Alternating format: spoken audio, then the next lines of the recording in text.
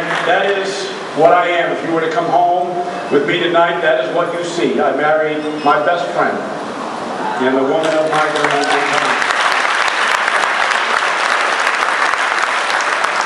The second day we met, we were talking, and she said, you know, we've been talking for a day, and I don't even know your last name. And I said, my last name is Pemberton, and one day that's going to be your name too.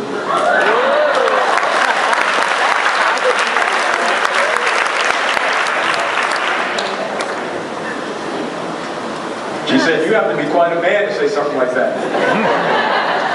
But when you know, you know. And I knew. And I knew. Over the last 10 years, we have brought to the world 3 very, very beautiful children. I want you to know I linger by their bedsides many nights after they've drifted off to sleep. And I say to them all the time, I don't ever want you to live the life that I did. And somehow, some way, I hope you know how much your Father loves you. That there is no force in this world that could ever separate me from you.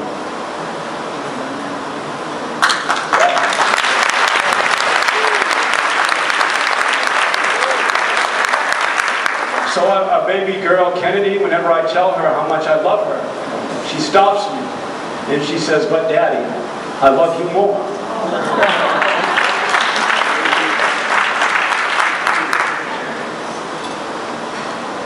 Our fearless little boy, Vaughn, who one day comes home from kindergarten, they ask him, what do you want to be when you grow up? And he says, I want to be a daddy, just like you. Oh, God. And our oldest, the Quinn, or the mighty Quinn as we call him, he and I, when he was younger and even now, loved to read. And one morning, he woke me up, never seemed to do that to his mother, always me. Wakes me up and comes downstairs and says, Daddy, I want to read The Lion and the Mouse. And we were reading the story, and I was doing my lion voice as he so adored then. I'm not sure he would quite appreciate The Lion and the Mouse as much anymore now. He wheeled around and asked me a question about the story, and I answered it. And he laid his head back against my chest, and then he wheeled around again. And he had another question. I could see from his furrowed brow that it was a deeply perplexing question to him. And he said, Daddy, when you were a little boy, did you have a daddy? And I thought that would be a question asked of me by a teenager, a young man that I was about to send off to college, but it wasn't then. It was right here, right now.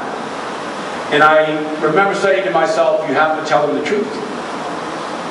And I said, no, son, when I was a little boy, I didn't have a daddy. And I still remember that furrowed brow that all of a sudden brightened.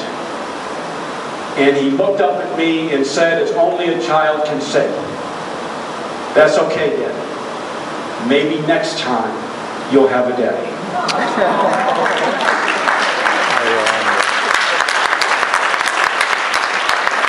That is and will be the greatest compliment and conversation I probably will ever have. But it's a manifestation of a dream that was held long ago, that I believed would someday come to pass, that I was man enough to stand there and create a different life than the one that I inherited. I was just a child, like so many are.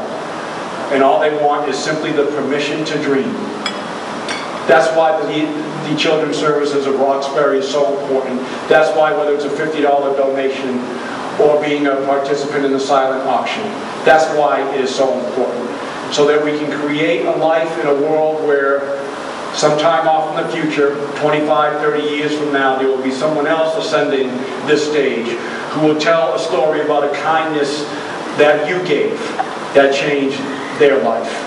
So it's not just about the lives that are within these halls and walls, it's about the lives that are out there who are going to sleep tonight wondering who is daring and dreaming for me. And having been around you a bit of time this evening, I can comfortably tell them that they are in good hands. Thank you.